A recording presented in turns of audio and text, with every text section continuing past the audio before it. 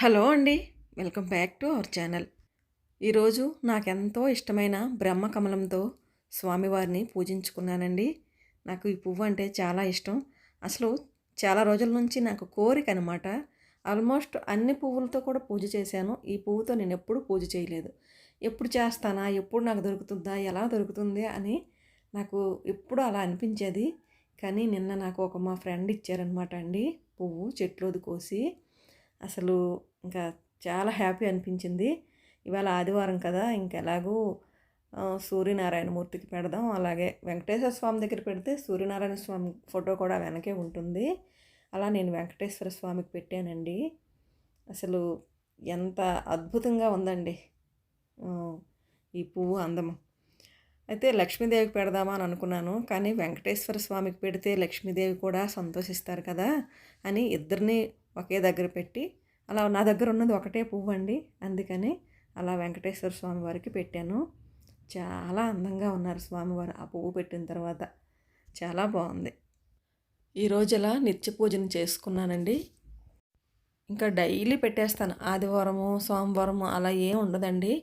నేను డైలీ పూజ చేస్తాను 2 పూట్ల.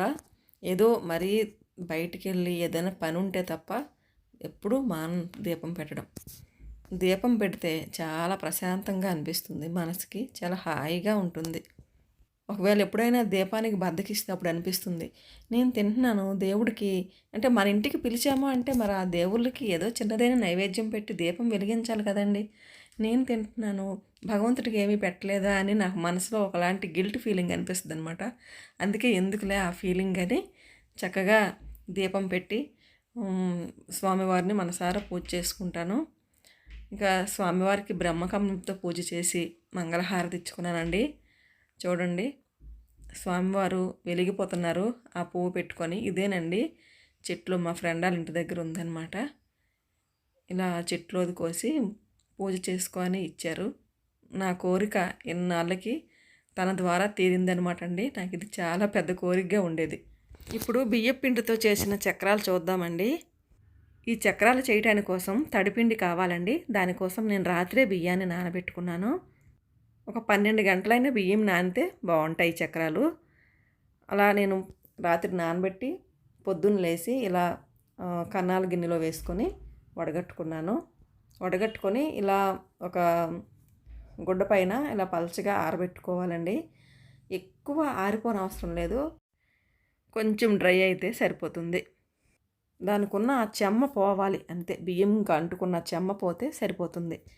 ఇప్పుడు అలా ఆరబెట్టుకున్న బియ్యాన్ని పిండిలా చేసుకోవాలి. మీరు మిల్లుకి ఇచ్చుకున్నా పర్వాలేదు, లేదా ఇంట్లో మిక్సీలోనైనా వేసుకోవచ్చు. ఇలా మెత్తగా పిండిగా చేసుకోవాలి. ఇప్పుడు ఈ పిండిలోనే నువ్వులు వేసుకోవాలండి. నువ్వులు కొంచెం ఎక్కువ వేసుకుంటే రుచి చాలా బాగుంటుంది. అందుకని నేను కొంచెం ఎక్కువే వేస్తున్నాను. తర్వాత వామ్ అండి. వామ్ కూడా ఈ చక్రాల్లో వేసుకోవాలి. సకినాలు అంటారండి తెలంగాణ సైడు. ఈ చక్రాల్లో వాము నువ్వులు అంతేనండి. ఉప్పు సరిపడా ఉప్పు వేసుకుంటే టేస్ట్ అద్భుతంగా ఉంటాయండి. ఎంత తిన్నా బోరు కొట్టదు, అలా ఉంటాయి ఇవి చక్రాలు. ఇవ్వండి ఉప్పు వేసుకుంటున్నాను సరిపడా.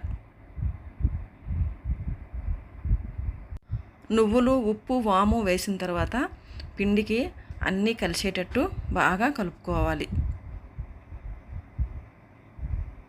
ఇలా అన్నీ కలిసేటట్టు బాగా కలుపుకున్న తర్వాత కాగిన నూనె ఒక 2 గరిటెలు వేసుకున్నానండి నేను. అది వేడి నూనె అండి.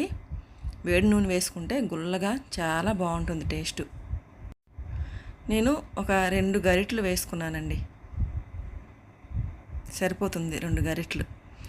మరీ ఎక్కువ వేసేసిన బాగోవు అనమాట. సరిపడా ఒక 2 గరిటెలు నేనైతే వేసుకున్నాను. సరిపోయింది దీనికి 2 గరిటెలే. 1 కేజీకి 1 గరిటెలాగా 2 కేజీలకి 2 గరిటెలు వేడి నూనె వేసుకుని చక్కగా అంతా కలిసేటట్టు, అది కూడా ఆ గరిటెతోనే వేడిగా ఉంటుంది కదండి నూనె, అంతా కలిసేటట్టు ఆ గరిటెతోనే ముందు ఒకసారి కలిపేసి తర్వాత చెయ్యి పెట్టి అంతా కలుపుకోవాలన్నమాట. ఈ నూనె కూడా అంత పిండి అంతటికి కలిసేటట్టు.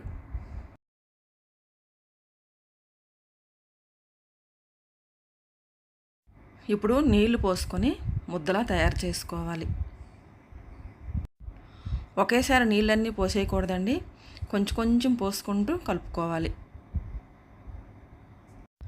అక్కడ నేనైతే కొంచెం ఎందుకు కలిపానంటే కలిపిన తర్వాత ఉప్పు చూడడానికండి. పిండి అంతటా చూడలేం కదా, కలిపేసిన తర్వాత ఉప్పు వేస్తే పిండిలో అంతలా కలదు నీళ్ళు పోసిన తర్వాత.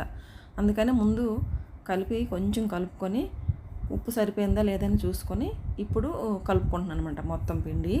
ఇది తక్కువే కాబట్టి మొత్తం కలిపేస్తుండండి. ఎక్కువ చేసిన వాళ్ళు ఏంటంటే సగం సగం పిండి కలుపుకొని చేసుకుంటే మంచిది.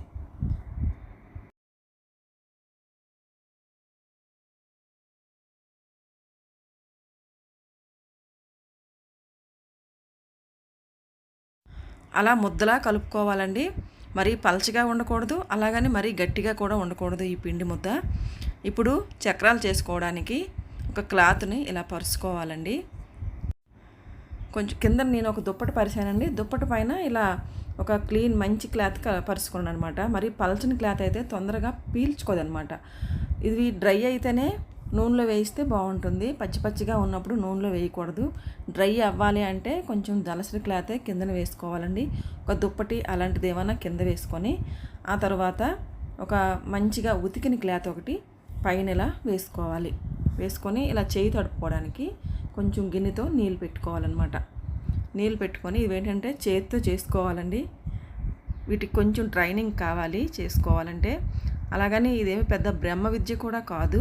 ట్రై చేస్తే అలా వచ్చేస్తుందండి. ఒకవేళ కావాలనుకునే వాళ్ళు కొంచెం పిండి ముద్ద తీసుకొని కొన్ని బియ్యం నానబెట్టి మిక్సీలో వేసుకొని ఇలా కొంచెం దాంతో ఒకసారి చేసిన ముద్ద మీరు చాలా ట్రైనింగ్కి చాలా పనికొస్తుందండి. రోజు అదే చేసుకోవచ్చు, కొంచెం నీళ్ళతో తడుపుకుంటూ అలా చేయాలండి. అలా రౌండ్గా చుట్టుకుంటూ చేతితో వెళ్ళాలన్నమాట. కొంచెం ట్రైనింగ్ ఉంటే వచ్చేస్తుంది.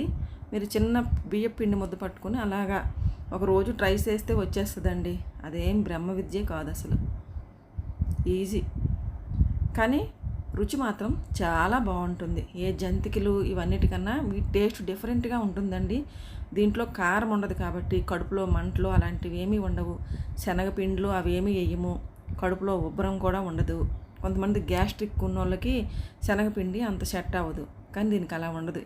ఇది పచ్చిపిండి కాబట్టి కడుపులో కూడా అంత గడబడిగా ఏం ఉండదండి. చాలా చల్లగా చాలా చక్కగా చాలా బాగుంటుంది. ఎవరైనా తినదగిన స్నాక్ అన్నమాట ఇది. ఇంట్లో చేసుకుంటే ఇంకా మంచిది బయట కొనే కన్నాను. ఇలా 3-4 చుట్లు చుడితే సరిపోతుందండి. మరి పెద్దవైనా అంత బాగోదు కాబట్టి 3 లేదా 4 అంతేనండి, సరిపోతుంది ఇది. ఇంకొంచెం ఆసక్తి ఉంటే 5, అంతకు మించి మరి అంత బాగోదు, అంటే మరి పెద్దవి అయిపోతాయి అన్నమాట. ఇలా నేనైతే మొత్తానికి చేసానండి పిండి అంతటిని.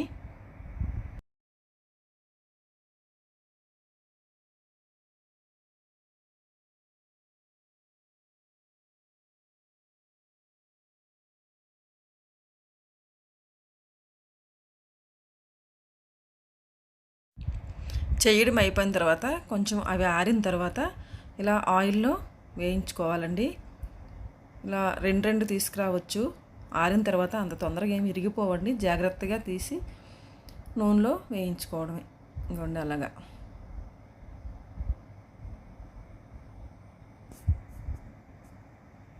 చూడండి వేగి ఎంత క్రిస్పీగా ఉన్నాయో.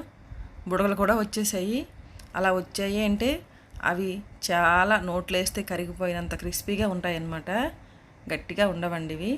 చాలా బాగుంటాయి, టేస్ట్ కూడా బాగుంటుంది. అసలు అవి నూనెలో వేగుతుంటేనే ఆ వాము ఆ నువ్వులతో మంచి సువాసన వస్తుందన్నమాట. అంత బాగుంటుంది. ఇదిగోండి,